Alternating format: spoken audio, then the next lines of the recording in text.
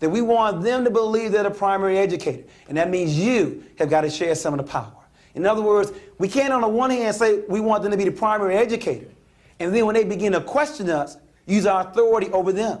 In other words, it should be a 50-50 proposition with regards to this child's development.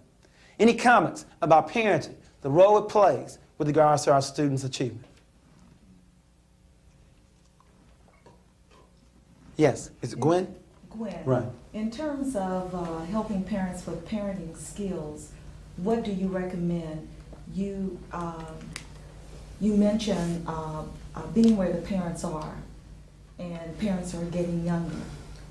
I'm thinking again in terms of parenting skills, where you, let's say that you are in an urban setting and you have many young parents, and they don't seem to know which end is up. You talk about process. And see, that's my point. Two things. One, I don't believe that there's not a parent in this country that does not want the best for their child. I sincerely believe that. But I also believe that before you deal with child development, you have to deal with self-development. When those parents that are 13, 16, 19, 21 and the like, they have not found themselves yet. And so before giving them a workshop on child development, we have to work with them on their own self-esteem, on their own relationship, on how to find a job. So I believe many times we have not asked them what kind of workshops they are interested in.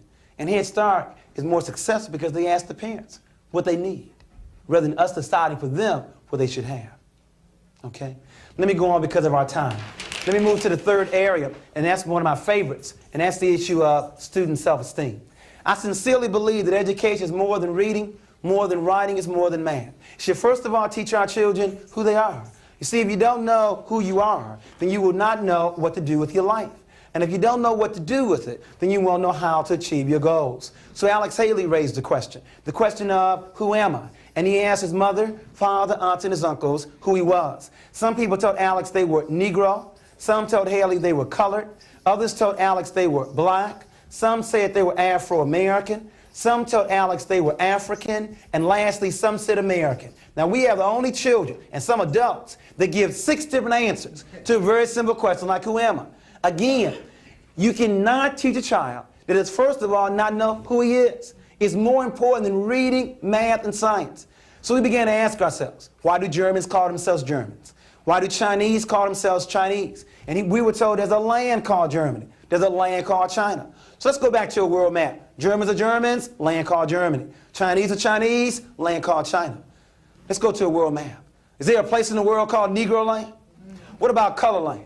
What about black land? What about Afro-American land? There's only 2 answers left, Africa and America. But be honest, what comes to most of our children's mind when they hear the word Africa? Tarzan? Running around, no clothes on? Be honest. And what about America? Red, white, and blue and apple pie? That's because of this word right here, which is nothing but his story. You didn't know that? It's all history is. It's somebody's story. You know what I'm talking about. Columbus didn't discover America. He was lost. And the end discovered him. And Abraham Lincoln didn't free any slaves. Or another way to look at it, my story is very, very close to the word mystery. And I want to clear up a couple of mysteries right now. The book is titled Great People, Past and Present. What happened to a people that built the pyramids and yet now live in projects? What happened? What happened to a people that were the first to read and write using a term called hieroglyphics and yet now can no longer read or write? In essence, what happened to a people in terms of Egypt? It's amazing.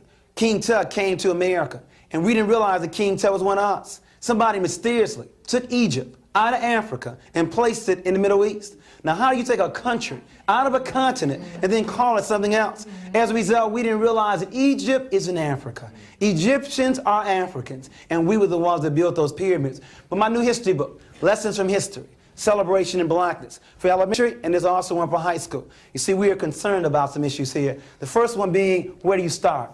You see, we have found that many black youth are embarrassed talking about the history. The Jews, now about the Holocaust, but us about slavery. I think one reason is where you start. The law says where you start will determine where you end up. Now, where do you want to start our children? If they started in 1619, they start on a plantation. That means they'll probably end up in a ghetto.